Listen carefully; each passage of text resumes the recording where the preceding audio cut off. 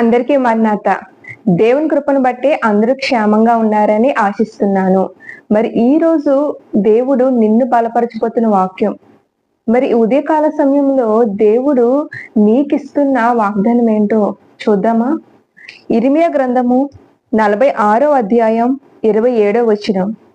నా సేవకుడువైన యాకోబు భయపడకము, ఇశ్రాయేలు జడియకము, దూరంలో నుండి నిన్ను రక్షించున్నాను, వారున్న చెరలో నుండి నీ సంతతి వారిని రక్షించుచున్నాను. ఆమె అవునండి.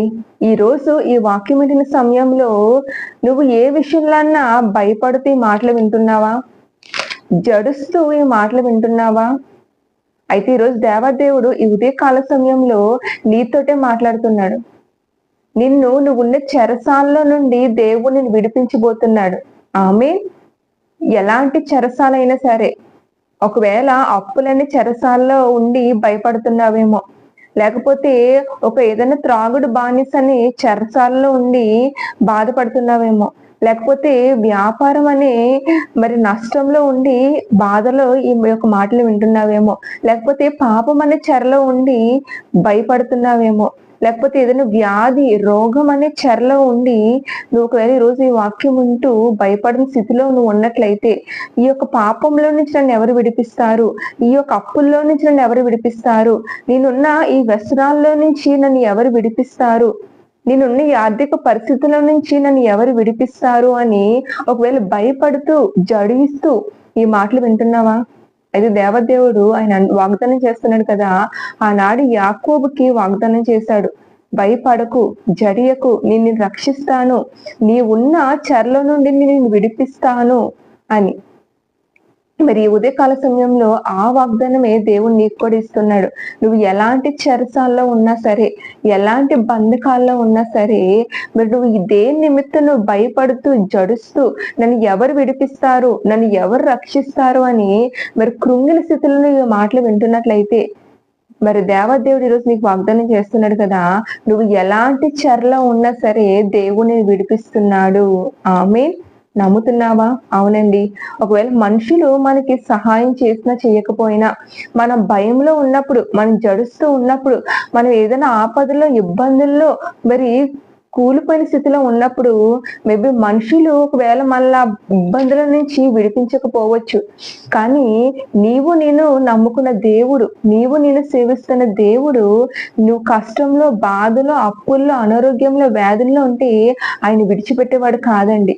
ఆనాడు మరి ఇక్కడ చూస్తున్నాం కదా, మరి అక్కడ యాకోబుకి ధైర్యం చెప్తున్న దేవుడు, నిన్ను విడిపిస్తాను అని వాగ్దానం చేసిన దేవుడు ఈరోజు ఆ వాగ్దానమే నీకు కూడా ఇస్తున్నాడు కదా. భయపడకు, ఏ విషయం గురించి కూడా నువ్వు భయపడకు, ఏ విషయం గురించి కూడా నువ్వు దిగులు పడకు. ఆయన నిన్ను లేవనెత్తబోతున్నాడు, నిన్ను రక్షించబోతున్నాడు. నువ్వు ఎలాంటి బంధకాలనే చెరలో ఉన్నా సరే ఆయన నిన్ను విడిపించబోతున్నాడు.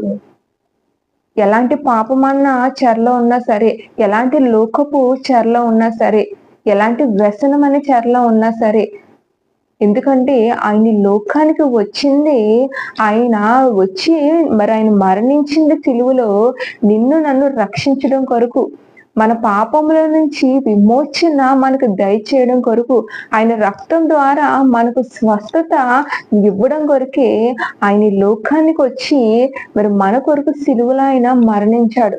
కాబట్టి భయపడద్దు, జడియద్దు. ఆనాడు యాకోబుకు తోడుగా ఉన్న దేవుడు, యాకోబుని విడిపించిన దేవుడు, యాకోబుని రక్షించిన దేవుడు ఈ రోజు ఈ ఉదయకాల సమయంలో ఈ వాక్యంతో నీతో కూడా మాట్లాడుతున్నాడు కదా.